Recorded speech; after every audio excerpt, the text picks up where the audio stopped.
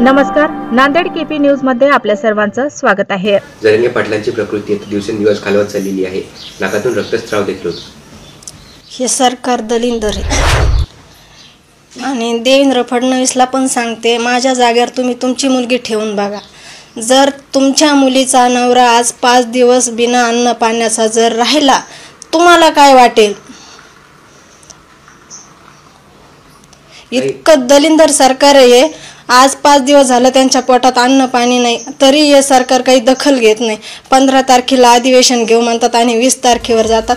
सरकारने बसवणं उपोषणला 10 तारखेपासून 20 तारखेपर्यंत, बघू हे जगत की मरत आहेत। आज महाराष्ट्र बंदची हाती देखील देण्यात आलेली आहे। काही ठिकाणी समाज बांधव आक्रमक होत आहेत, रस्ता रोको होतोय, टायर जाळले जात आहेत। मग अशा परिस्थितीत तुमचं आव्हान काय असणार आहे?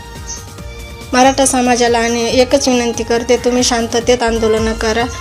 कोणालाही कसला आपल्याकडून गालबोट लागणार नाही याची तुम्ही काळजी घ्या आणि आंदोलन शांततेत करा। त्यांचंही सांगणं तेच आहे, तुम्ही आंदोलन शांततेत करा। ताई, या प्रकरणी तुमची भूमिका काय असणार आहे? जरंगे पाटलांना रक्तस्राव होतोय, बसण्यास आणि उठण्यास देखील अडचण येत आहे। त्यांना जर काही झालं ना, एकनाथ शिंदे आणि अजित पवार आणि देवेंद्र फडणवीस हेच जबाबदार राहतील। माझा नवरा जसा इथून चलत गेला तसाच घरी चलत आला पाहिजे, याची काळजी त्यांनीच तिघांनी घेतली पाहिजे। या राज्याच्या मुख्यमंत्र्यांना, सन्माननीय एकनाथरावजी शिंदे साहेबांना, राज्याच्या गृहमंत्र्यांना, दोन्ही उपमुख्यमंत्र्यांना, नांदेड जिल्ह्याचा एक मराठा सेवक म्हणून, जरांगे पाटलांचा एक सेवक म्हणून सांगावं वाटतं की 27 तारखेला मराठ्याच्या अंगावर उधळलेला गुलाल तुम्ही विसरू नका। यदा कदाचित त्या गुलालाचा अपमान जर सरकारच्या वतीने झाला तर त्या गुलालाची रक्तरंजित क्रांती व्हायला वेळ लागणार नाही, कारण मराठ्यांनी लढाया लढणं सोडले नाहीत।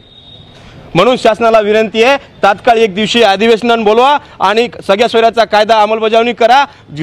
आंतरवाली सराटीसह महाराष्ट्रातले सरसकट गुन्हे वापस घ्या आणि मागण्यांचं निवेदन परिपत्रक तुम्ही आम्हाला जे दिलं होतं, सूचना अधिपत्रक जे तुम्ही दिलं होतं, त्या सूचनेच्या अधिपत्रकाची कायद्यात रूपांतर करून परिपत्रक काढा आणि 1 दिवसीय अधिवेशनामध्ये मराठा आरक्षणाचा कायदा मंजूर करा, एवढीच आमची विनंती।